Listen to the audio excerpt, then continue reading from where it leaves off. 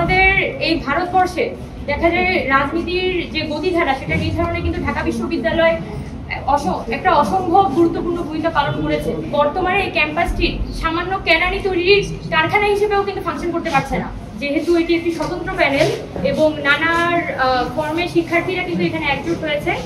তাই স্বাভাবিকভাবে বিভিন্ন নানা চিন্তার নানান মতের মানুষের কিন্তু একটা সম্মেলন আমাদের এই প্যানেলের মধ্যে হয়েছে।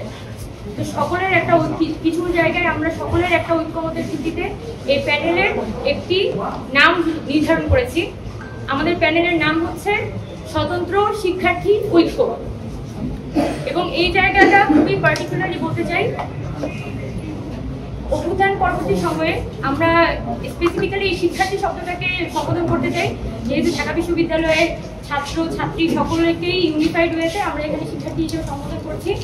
পাশাপাশি আমরা যেখানে ফোকাস করছি সেটা হচ্ছে আমাদের স্বতন্ত্র যে শিক্ষার্থীরা আছে যারা এখানে বিভিন্ন দলীয় রাজনীতির বাইরে গিয়ে সাধারণ শিক্ষার্থী হিসেবে এবং ক্যাম্পাসের স্টুডেন্ট হিসেবে তারা এখানে ইলেকশনে দাঁড়াচ্ছে, সেই স্টুডেন্টরা একজোট হয়ে একটা প্যানেলের আন্ডারে আসছে। সেজন্য আমরা এটাকে একটা স্বতন্ত্র শিক্ষার্থীদের ঐক্য বা স্বতন্ত্র শিক্ষার্থী ঐক্য হিসেবে সম্বোধন করছি। এটাই হচ্ছে আমাদের প্যানেলের নাম। এবং আমাদের প্যানেলের জন্য আমরা দুটি লাইন ঠিক করেছি, দুটি মোটো ঠিক করেছি। প্রথমটি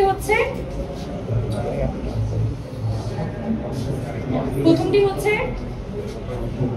দলীয় গঠনের বিরুদ্ধে, আর দ্বিতীয় যে লাইনটি সেটি হচ্ছে পলিটিক্যালি কশাস বাট একাডেমিক ক্যাম্পাস।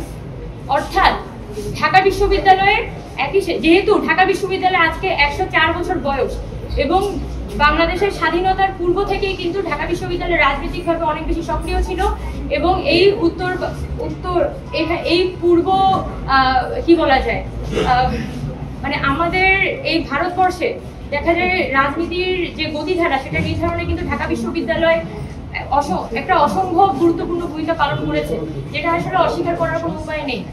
তবে আজকে 104 বছর বয়সে এসে আমরা খেয়াল করছি যে এখানে এমনভাবেই ক্যাম্পাসটি রাজনীতিকৃত হয়েছে যে বর্তমানে এই ক্যাম্পাসটি সামান্য কেরানি তৈরির কারখানা হিসেবেও কিন্তু ফাংশন করতে পারছে না।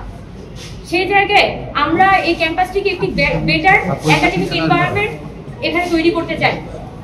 সেই জায়গা থেকে একই সাথে আমাদের যেমন এখানকার যে পলিটিক্যাল সিচুয়েশন এবং এখানকার যে ছাত্র সংগঠনগুলোর মধ্যকার যে একটা ঐক্যমত এবং সাধারণ ছাত্রদের সাথে প্রশাসন এবং ছাত্র রাজনৈতিক সংগঠনগুলোর যে একটা বোঝাপড়া সেটা পরিষ্কার হওয়া উচিত, এটা আমি মনে করি। সেটার জন্য আমরা বলেছি যে আমাদের সাধারণ ছাত্ররা আমরা রাজনীতি সচেতন থাকবো, উই আর পলিটিক্যালি কশাস, কিন্তু আমাদের যে ক্যাম্পাসটা হবে সেই ক্যাম্পাসটা আসলে একাডেমিয়ার অ্যারাউন্ড তৈরি হবে এবং ক্যাম্পাসের যে সিস্টেম সেটা আসলে রাজনীতির উপর দাঁড়িয়ে তৈরি হবে না, এই ক্যাম্পাসের সিস্টেম তৈরি হবে তাদের একাডেমিক সিচুয়েশনের উপর।